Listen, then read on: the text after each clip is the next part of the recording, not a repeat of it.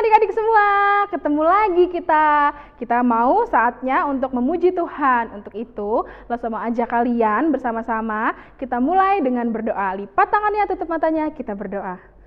Tuhan, terima kasih kalau hari ini kami masih boleh bertemu Tuhan melalui YouTube, melalui online. Biarlah Tuhan kami boleh tetap merasakan sukacita dari Tuhan. Dan sebentar lagi kami mau memulai sekolah minggu kami, ibadah kami, biarlah Tuhan hadir bersama-sama dengan kami, sehingga kami boleh bersukacita bersama-sama dengan Engkau.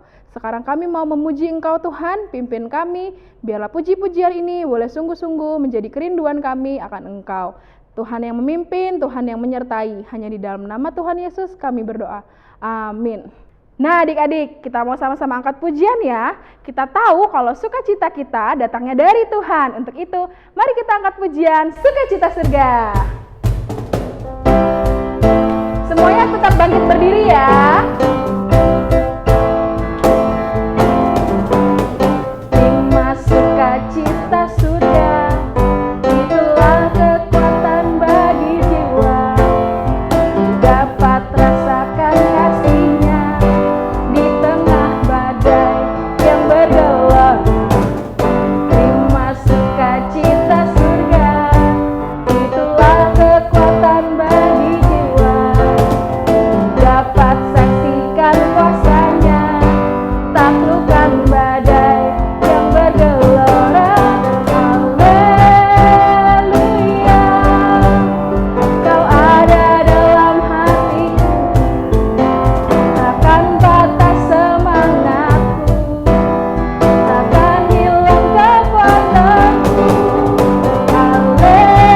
Haleluya, ku mau berserah bagimu. Sukacita surga nyata penuhiku. Semuanya tetap berdiri ya.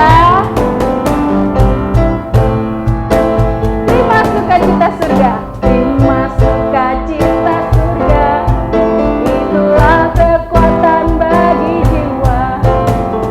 Dapat rasakan kasih-Nya di tengah badai yang bergelap. Terima sukacita surga, itulah kekuatan bagi jiwa. Dapat saksikan kuasa-Nya, taklukkan badai yang bergelora. Haleluya, Kau ada dalam hatiku, takkan patah semangatku, takkan hilang kekuatanku. Haleluya, Kau ada berserah bagimu. Sukacita surga nyata penuhiku. Haleluya, haleluya, Kau ada dalam hatiku, takkan patah semangatku, takkan hilang kekuatanku. Haleluya, ku mau berserah bagimu. Sukacita surga nyata penuhiku. Sukacita surga, sukacita surga nyata penuhiku. Sekali lagi, lebih semangat lagi ya. Sukacita surga nyata penuhiku. Beri tepuk tangan dong buat Tuhan Yesus. Nah adik-adik, kita tahu kan kalau misalnya cuman Tuhan Yesuslah the great hero sesungguhnya. Dialah sumber dari segala kekuatan yang ada di dunia ini. Untuk itu sama aja kalian angkat pujian the great hero.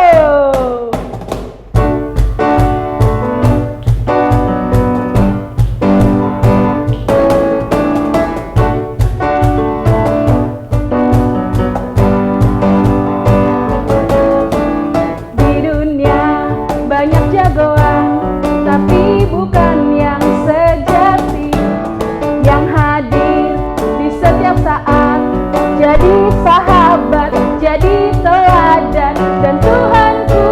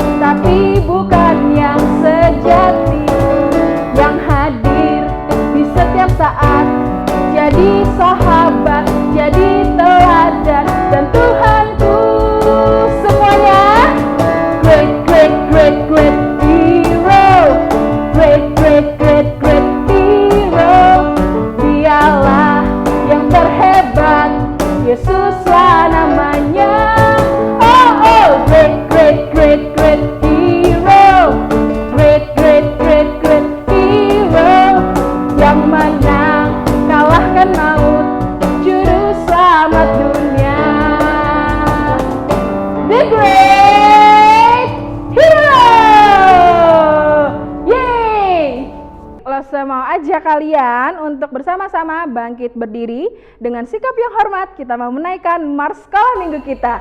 Mars Sekolah Minggu.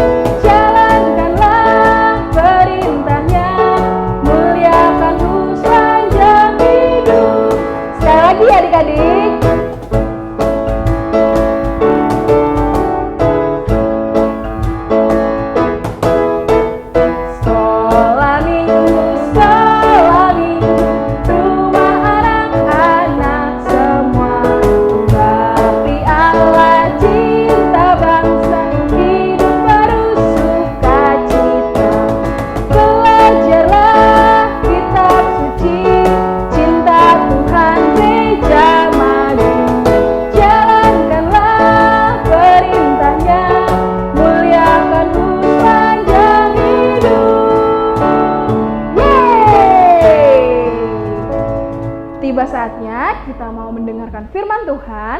Lesa mau ajak kalian untuk lipat tangannya, tutup matanya, kita berdoa. Tuhan, terima kasih kami sudah boleh memuji Tuhan. Dan sebentar lagi kami mau sama-sama mendengarkan firman-Mu. Tuhan tolong agar firman Tuhan yang disampaikan bisa kami mengerti dan membuat kami melakukannya di dalam kehidupan kami. Terima kasih Tuhan, di dalam nama Tuhan Yesus kami berdoa. Amin. Buat adik-adik yang mau kasih persembahan, jangan lupa ya, minta tolong papa, mama, om, tante, cece, dan semuanya, siapapun yang bisa membantu kalian untuk boleh transfer ke nomor rekening yang ada di description box atau yang ada tertera di bawah ini ya. Sampai jumpa!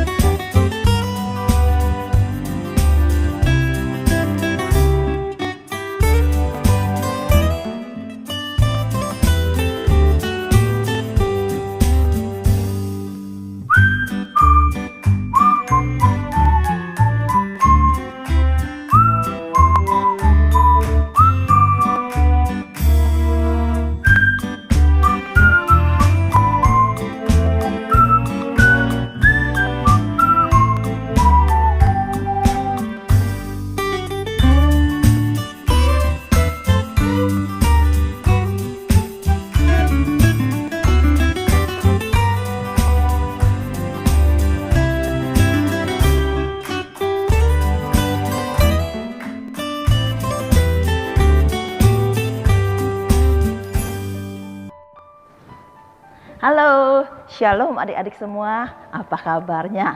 Aduh, tidak terasa kita sudah berada di minggu pertama bulan Agustus ya. Wah, puji Tuhan, Lause dan juga adik-adik tetap dalam pemeliharaan Tuhan. Semua mempunyai tubuh yang sehat dan juga semangat selalu.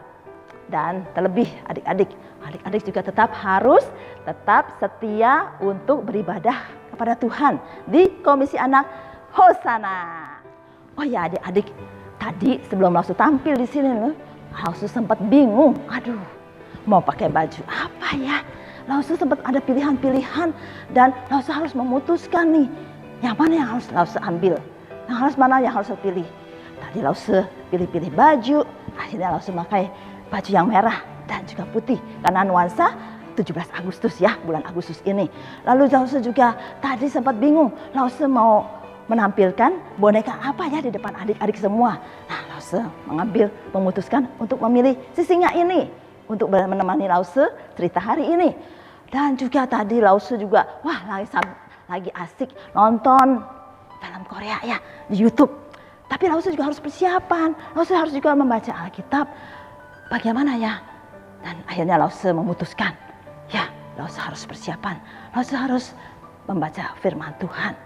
Nah, adik-adik, cerita Lause hari ini kita juga dihadapkan dengan tokoh-tokoh yang menghadapi pilihan-pilihan dan harus mengambil keputusan. Dan keputusan yang mereka harus ambil, yang harus mereka tentukan adalah keputusan yang tidak mudah, yang sulit. Bangsa Yahudi waktu itu juga telah ditawan di negeri Babel, yang saat itu dipimpin oleh Raja Nebukadnezar. Ada seorang nabi dan juga 3 orang teman akrabnya juga hidup dalam tanah pembuangan tersebut. Dan mereka dalam hidupnya mengalami banyak percobaan, banyak ketakutan dan juga ujian-ujian yang harus mereka hadapi. Adik-adik tahu siapa tokoh kita hari ini? Nah, Lause bantu ya. Ada yang tahu? Lause bantu. 3 orang temannya ini mempunyai nama inisial depannya adalah siapa? S.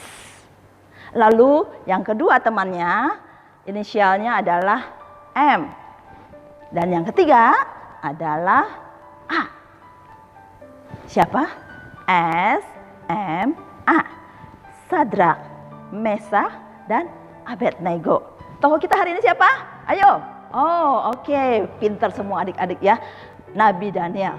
Kita akan belajar mengenai Nabi Daniel. Nah, Nabi Daniel bersama dengan 3 orang teman-temannya ini juga berada dalam pembuangan di tanah Babel. Dan mereka mempunyai kesempatan untuk bekerja di istana Raja Nebukadnezar.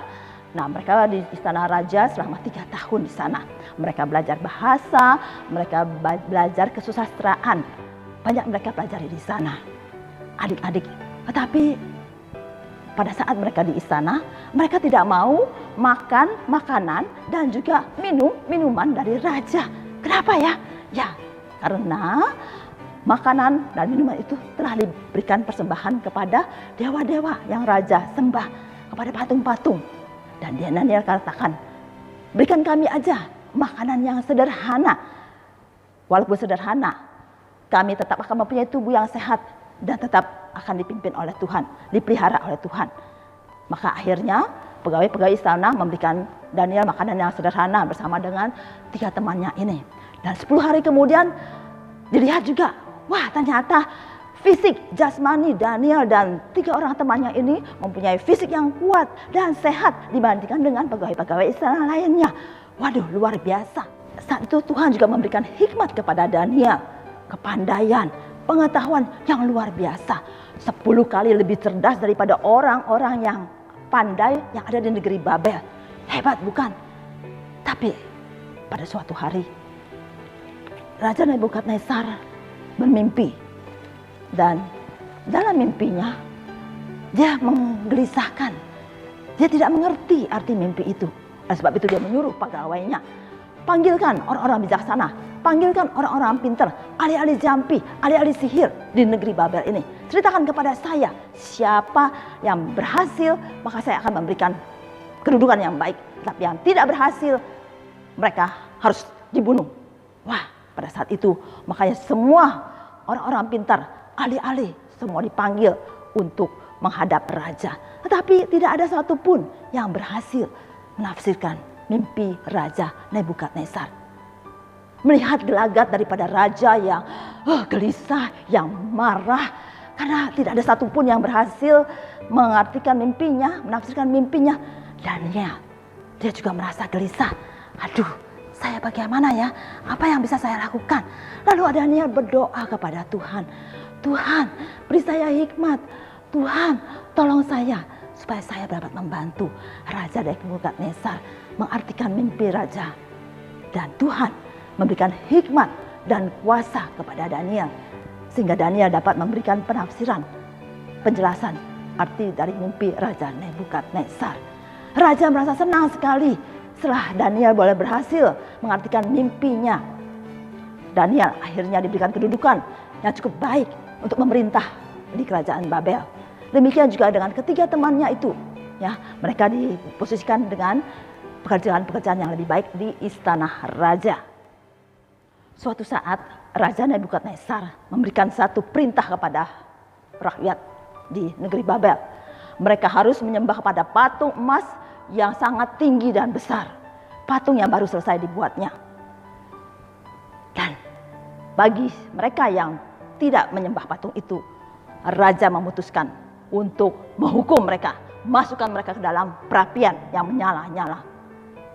Wah, kondisi ini membuat Sadrak, Mesah, dan Abednego, mereka yang percaya kepada Allah, mereka yang taat kepada Allah, menghadapi pergumulan.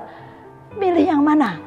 Mau taat kepada Allah, tetap berdoa kepada Allah, atau menyembah kepada patung yang dibuat oleh raja. Dan mereka harus menghadapi ancaman kematian. Dalam kondisi ini, Sadrak, Mesah, dan Abednego, mereka memilih untuk tetap taat kepada Allah, tetap berdiri di pihak Allah, tetap kokoh akan iman mereka, iman percayanya. Oleh sebab itu, ketika raja memerintahkan, ketika rakyat mendengar bunyi-bunyian, seruling, gambus, kecapi dimainkan ketika penahbisan daripada patung itu, maka rakyat harus sujud, tunduk, menyembah kepada patung berhala ini.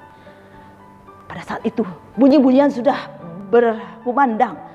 Kondisi Sadrak dan Mesah dan Abednego penuh pergumulan. Bagaimana ini ya? Bagaimana? Apa yang harus kita lakukan? Apa yang harus kita lakukan? Tapi pada saat itu mereka mempunyai pendirian yang kokoh. Mereka siap dan tetap tegak. Dan ketika bunyi-bunyian itu selesai, semua raja sujud menyembah kepada patung. Hanya Sadrak, Mesah, dan Abednego tetap berdiri tegak. Berdiri di pihak Allah. Berdiri tetap teguh akan iman mereka. Iman percaya mereka kepada Tuhan. Walaupun mereka harus menghadapi ancaman, tangkap mereka. Raja memerintahkan pegawai-pegawainya untuk menangkap 3 orang ini dan dimasukkan ke dalam perapian. Dan saking marahnya raja, dia memerintahkan untuk membuat perapian yang menyala-nyala itu 7 kali lebih panas. Adik-adik, maka akhirnya Sadrak, Mesah, dan Abednego ini dimasukkan ke dalam perapian yang menyala-nyala, sangat panas, sangat menakutkan. Tapi apa daya, mereka tetap percaya kepada Allahnya. Mereka tetap berdoa kepada Allah, tolong mereka. Walaupun mereka harus mengalami ancaman kematian di dalam perapian yang menyala-nyala ini. Setelah beberapa saat kemudian, adik-adik, raja melihat, ada 4 orang di sana. Loh, kok ada 4 orang? Siapa 1 orangnya itu lagi? Siapa itu? Malaikat Tuhan. Maka ketika waktu selesai, nyala api itu membakar dan dibuka pintu, tapi ternyata Sadrak, Mesah, dan Abednego boleh keluar dari pintu perapian itu dengan tubuh yang tidak terbau hangus sekalipun. Dan juga tidak sedikit pun bahkan rambut yang terbakar oleh api yang menyala-nyala itu. Melihat hal ini sungguh takjub Raja Nebukadnezar, adik-adik. Sehingga dia mengatakan bahwa Allah daripada Sadrak, Mesah, dan Abednego ini adalah Allah yang sangat luar biasa, Allah yang maha kuasa. Dalam mimpi Raja Nebukadnezar mengetahui bahwa kerajaan Babel akan runtuh dan dilanjutkan dengan bangsa-bangsa yang lainnya. Bangsa Persia, bangsa Yunani, bangsa Roma. Kita tahu adik-adik bahwa Allah berdaulat atas sejarah bangsa-bangsa. Allah berkuasa untuk mengatur semua bangsa di muka bumi ini.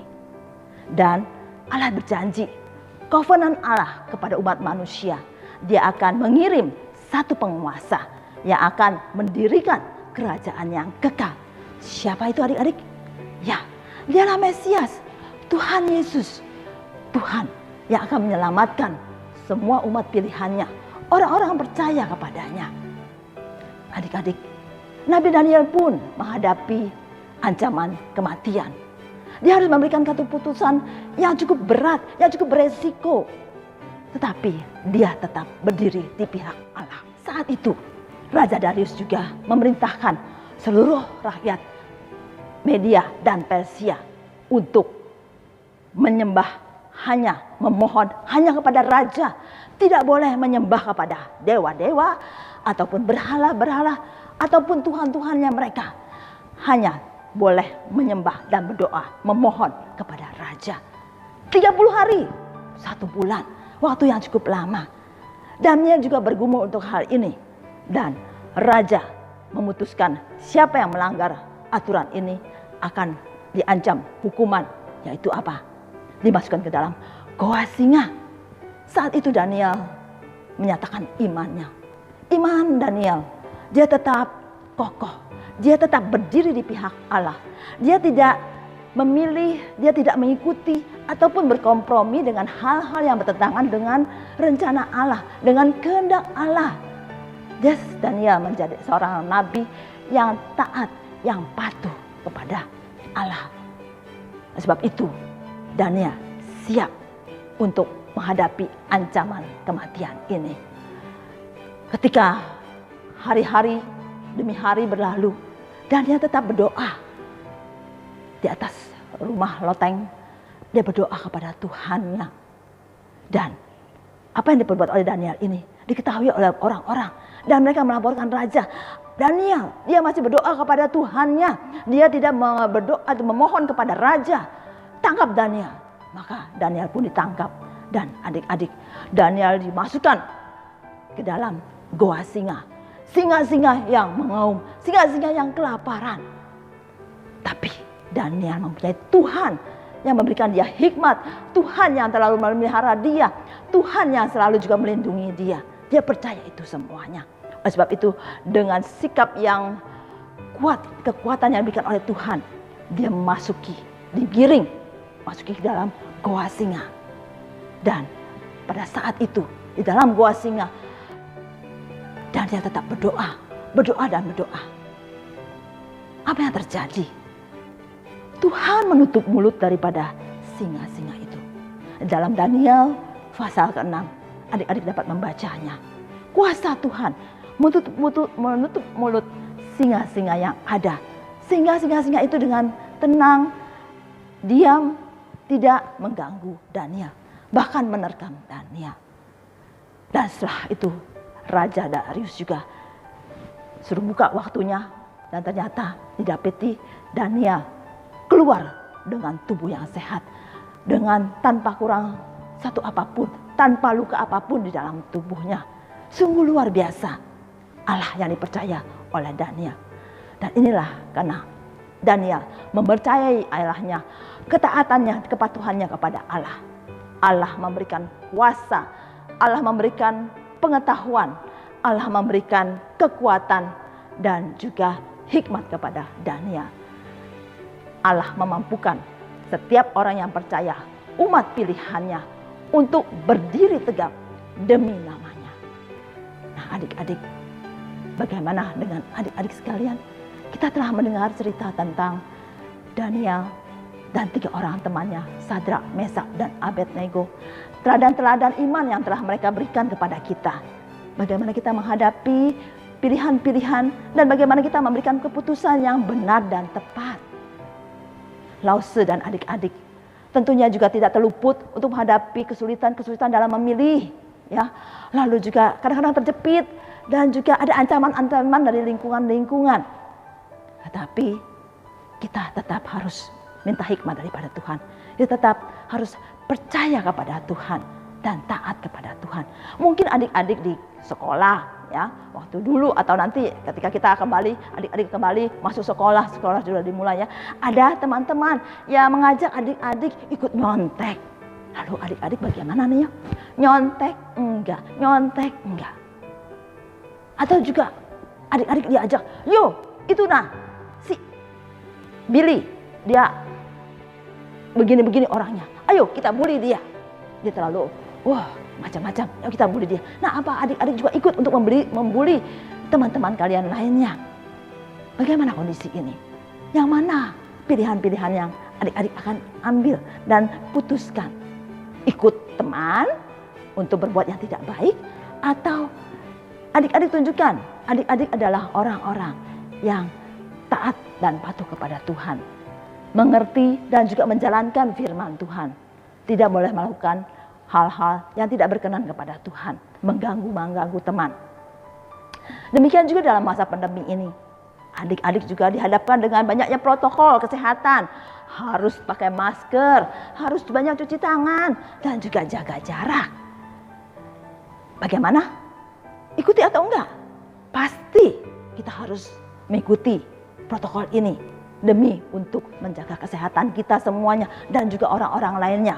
Kesehatan masing-masing tetap dipelihara. Dan ketika adik-adik mau siap beribadah sekolah minggu, adik-adik harus bangun pagi, harus sarapan dan mandi, siap-siap duduk dengan baik di muka YouTube, ya, membuka YouTube ataupun di TV, ya, yang disiarkan melalui TV, disambungkan ke TV. Dan kita siap untuk beribadah, kita siap untuk memuji Tuhan, untuk belajar firman Tuhan.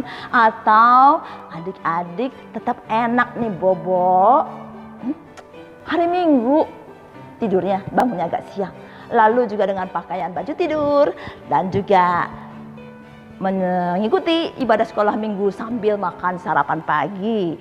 Nah, bagaimana sikap adik-adik?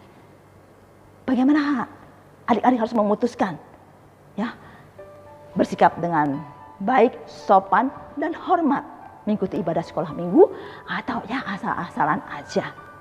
Ya, lalu saya harapkan kita semua boleh menjadi anak-anak yang percaya kepada Tuhan, anak yang taat kepada Tuhan, anak yang hormat kepada Tuhan. Maka Tuhan juga akan memberikan hikmat kepada kita, memberikan kita kekuatan, memberikan kita juga tubuh yang sehat, memelihara kita, dan juga melindungi kita. Kita percaya di setiap saat, di setiap aktivitas kita, Tuhan beserta kita. Tuhan menyertai kita, Tuhan melindungi kita. Immanuel, Tuhan beserta kita. Nah, adik-adik, sebelum Lause mengakhiri cerita Lause hari ini, Lause ingatkan kembali bahwa ayat hafalan kita hari ini diambil dari Amsal pasal 2 ayat 9. Amsal 2 ayat 9, adik-adik dapat membacanya dan menghafalkannya, ya. Dan juga hari ini Lause juga memberikan pertanyaan-pertanyaan yang adik-adik bisa menjawabnya melalui WA ke Lause ataupun ke Lause yang lainnya. Ya, pertanyaannya Lause akan bagikan di dalam grup ataupun adik-adik dapat membacanya dalam deskripsi di dalam YouTube, ya.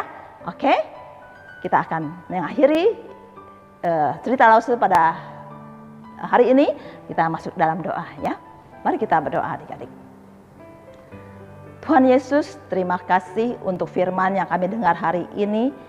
Kami boleh belajar dari Nabi Daniel, Sadrak, Mesak, dan Abednego. Kiranya tokoh-tokoh kami ini, ya Tuhan, boleh menjadi teladan bagi kami, mengajarkan kami bagaimana kami harus mengambil satu keputusan yang tepat dan benar. Semuanya itu kami mohon hanya dari hikmat daripada Tuhan saja, sehingga kami boleh melakukan apa yang kami lakukan sesuai dengan kehendak Tuhan. Tolong kami, ya Tuhan, untuk kami boleh menjadi pelaku-pelaku firman. Dan kami juga siap, ya Tuhan, untuk menyatakan iman kami. Kami tetap berdiri di pihak Allah. Apapun yang akan kami hadapi, ancaman-ancaman ataupun kondisi lingkungan kami yang tidak baik, yang kurang baik, tetapi kami tetap mempunyai pendirian yang kuat akan iman percaya kami kepada Tuhan. Tolong kami Tuhan, anak-anak-Mu ini dalam menjalankan hari-hari aktivitas kami, dalam pilihan-pilihan yang harus kami ambil. Tuhan beri hikmat dan kami tetap diberikan iman yang kuat kepada Tuhan, tetap bersandar pada firman-Mu. Terima kasih Tuhan, dalam nama Tuhan Yesus kami berdoa. Amin. Selamat hari Minggu kembali adik-adik. Sampai jumpa. Tuhan Yesus memberkati. Tetap sehat, stay safe, stay healthy. God bless you.